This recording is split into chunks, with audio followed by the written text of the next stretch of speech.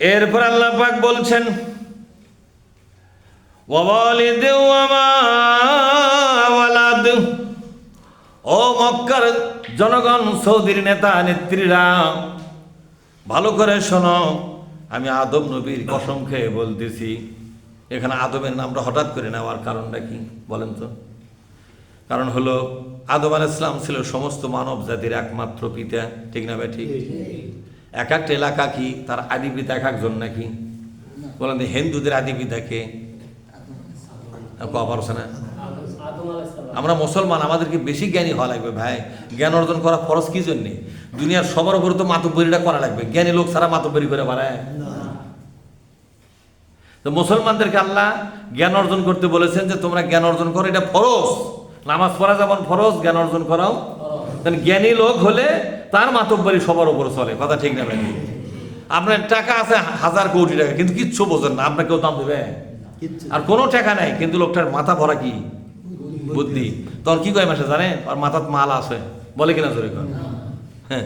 আর কিছু লোকের বেলা কি বলে যে টাকা পয়সা মেলা আছে, কিন্তু মাথার মাল নাই, উঠে দেওয়া হবে না, উঠে দেয়া।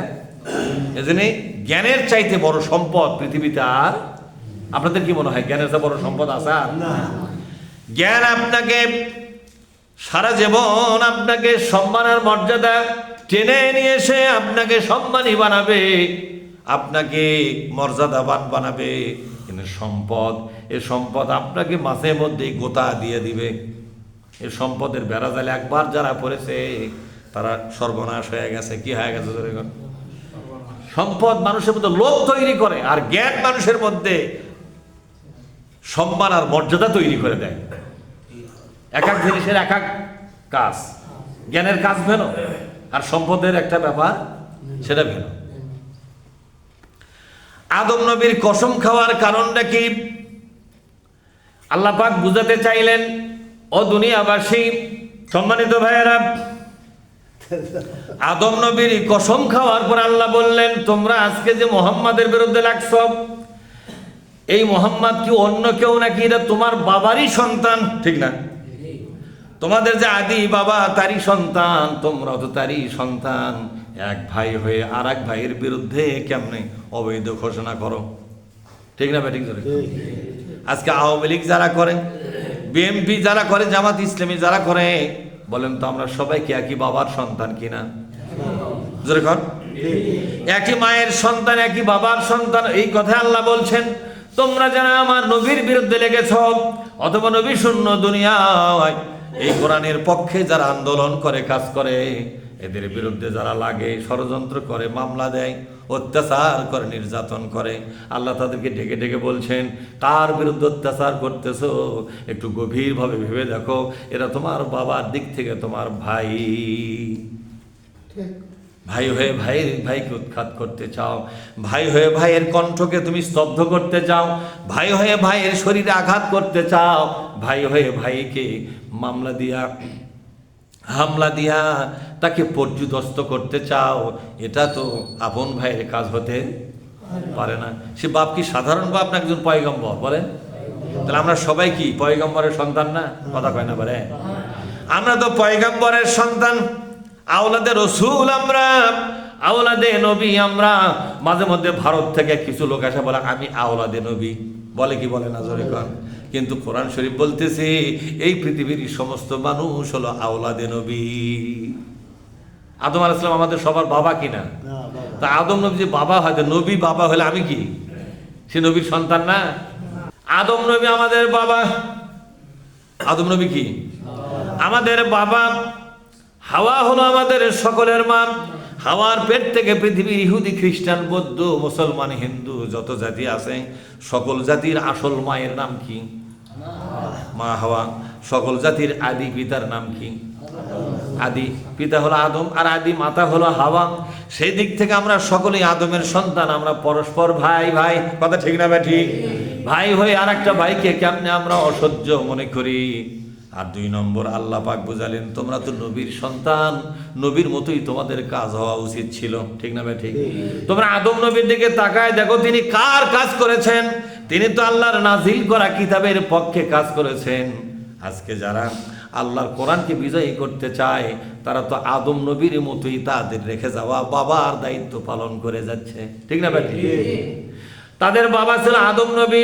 আদম নবী আল্লাহর নাজিল করা কিতাবের পক্ষে আন্দোলন করেছে, কাজ করেছে, প্রতিষ্ঠা করেছে, ঠিক না বেটি?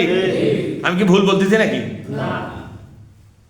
আর তোমরাও তো আদমের সন্তান, তোমরা কোরআনকে বিজয়ী করা বাদ দিয়া, ইসলামকে বিজয়ী করা বাদ দিয়া মানুষের আইন প্রতিষ্ঠা করার জন্য কেন যাও? এটা কি একজন পয়গম্বরের ছেলের চরিত্র হলো নাকি? এটা তো নবীর বেটার চরিত্র হলো না। তুমি যে মানুষের আইনের দল করো, তাহলে তোমার বাপের সাথে তো বেঈমানি হচ্ছে, কথা ঠিক না ঠিক? বাপ করে গেছে কোরআনের আল্লাহর নাজেল করা যে সেই সময় যে কিতাবটা ছিল না, সহিফা ছিল, সে সহিফার পক্ষে কাজ করে গেছে তার বাপ। আর তুমি এসে মানুষের লেখা আইনের বইয়ের পেছনে দৌড়াচ্ছ, তাহলে তুমি বাপের সাথে তো তোমার বিশ্বাসঘাতকতা হলো, কথা ঠিক না? তোমার শরীরের মধ্যে আদম নবীর রক্ত আছে, তো তোমার তো নবীর বেটার যে কাম সে কাম করা লাগবে। নবীর বেটার কাম কি? এই তো কথা, পথে আসো। নবীর বেটার কাম, নবী যা করে গেছে বেটাকেও কথা কয় না পারে। আচ্ছা, আপনাদের আদি পিতার নাম কি? এদিককাল লয় তো কথা বলেন না গায়ে। আপনাদের আদি বাবাকে, আদি বাবা আল্লাহর নাজেল করা কিতাব প্রতিষ্ঠা করে গেছে না মানুষের আইন প্রতিষ্ঠা করে গেছে? তা আপনি আবার মানুষের আইনের দল করে গেছেন কেন? তো বাপের সাথে তো আপনার বেঈমানি হয়ে গেছে, কথা ঠিক না? আল্লাহ পাক বুঝলেন ওই আদম নবীর কসম এই জন্য খেলাম, একটু ভাবার জন্য। কিসের জন্য?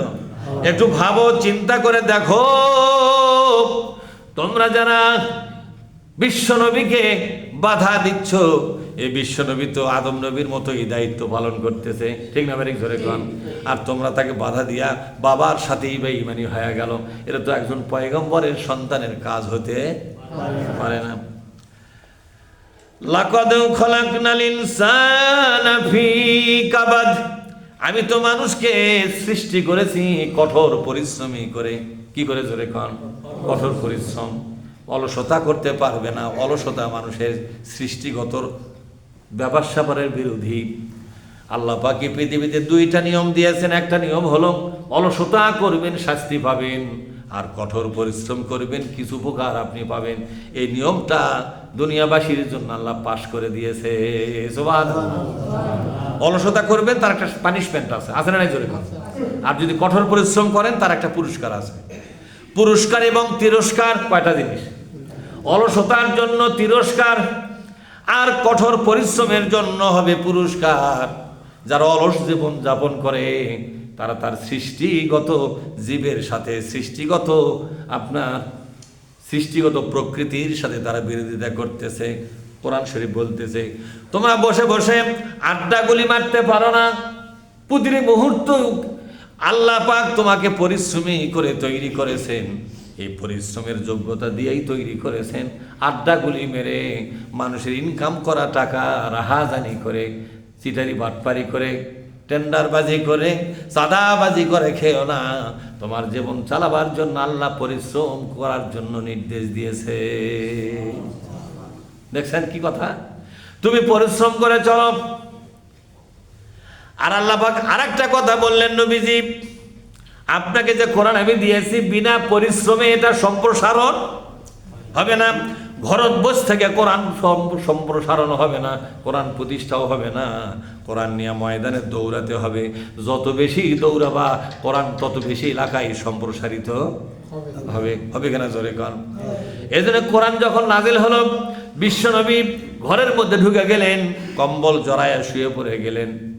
আল্লাহ পাক ডাক দিয়ে বলেন, ওগো নবীজি, ইয়া আইয়ুহাল মুদ্দাসসির কুম ফাআনজির ওয়া রাব্বাকা ফাকাব্বির ওয়া সিয়াবাকা ফাতাহহির ওয়া রুজা ফাহজুর ওয়া লা তামনুন তাস্তাকসির। কর আল্লাহু আকবার।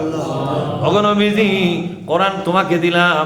কোরআন পাওয়ার পরে তুমি ঘরের মধ্যে কম্বল মুড়ি দিয়ে শুয়ে থাকবে না, না, এটা করা যাবে না। কোরআন নিয়ে কঠোর পরিশ্রমের মানসিকতা নিয়ে ময়দানে নামো। তুমি কোরআনের পক্ষে যত বেশি পরিশ্রম করবে, এ কোরআন তার সীমানা আরো বেশি সম্প্রসারিত করবে। এই পরিশ্রমের পরেই হবে মর্যাদা, কথা ঠিক না? ইয়া আইয়ুহাল ইনসান ইন্নাকা কাদিহুন ইলা রাব্বিকা কাদহান ফামুলাকিহি। ও আল্লাহর বান্দা, তুমি কঠোর পরিশ্রম করতে থাকো, কঠোর পরিশ্রম করতে করতে একসময় আল্লাহর সঙ্গে মোলাকাত হয়ে যাবে। কে বলছে এই কথা? আল্লাহ। দেখছেন কি সুন্দর কথা। ইয়া আইয়ুহাল ইনসান ইন্নাকা কাদিহুন, বলেন আমার সাথে, ইন্নাকা কাদিহুন ইলা রাব্বিকা কাদহান ফামুলাকিহি। ওগো আল্লাহর বান্দারা, কঠোর পরিশ্রম করতে থাকো। কি? কঠোর পরিশ্রম করতে থাকো। এই কঠোর পরিশ্রম যেদিন শেষ হবে সেদিন আল্লাহর সঙ্গে তোমাদের মোলাকাত হবে। তার মানে কি? তার মানে হলো মৃত্যু পর্যন্ত পরিশ্রমের ময়দান থেকে নিজেকে আলাদা করো না।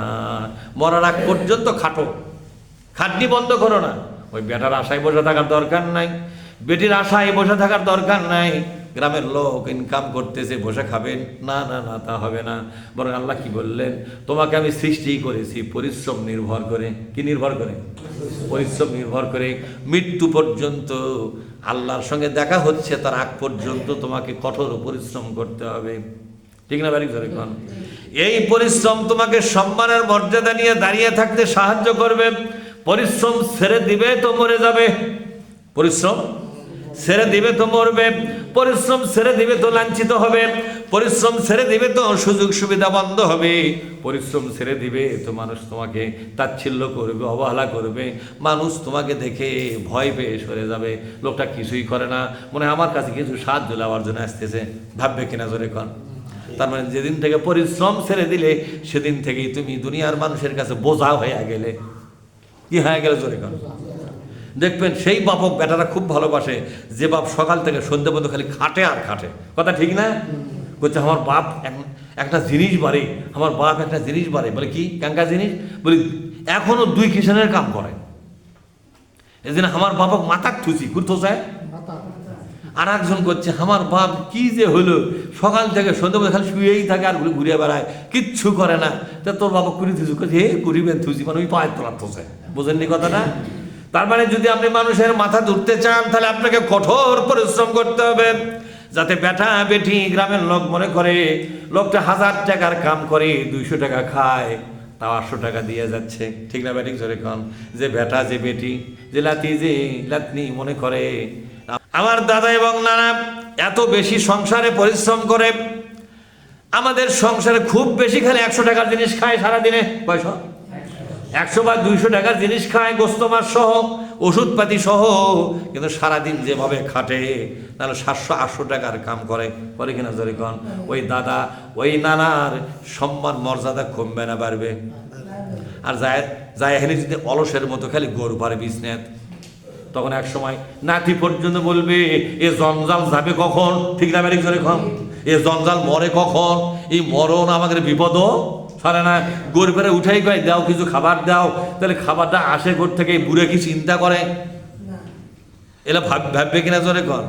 এজন্য আল্লাহ কি সুন্দর বুদ্ধি দিলেন, সম্মানী হয়ে থাকতে চাও যদি, কি হয় সম্মানী হয়ে থাকতে চাও যদি, তাহলে কঠোর পরিশ্রমী হও।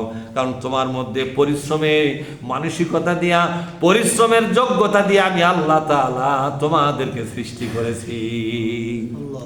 লাকাদ খলাকনাল ইনসানা ফি কাবাদ, বলেন আমার সাথে, লাকাদ খলাকনাল ইনসানা ফি কাবাদ। আমি তোমাকে পরিশ্রমী করে তৈরি করেছি, পরিশ্রমের মতো যোগ্যতা দিয়ে মানসিকতা দিয়ে আমি তোমার দেহটাকে তৈরি করে দিয়েছি। সুবহানাল্লাহ।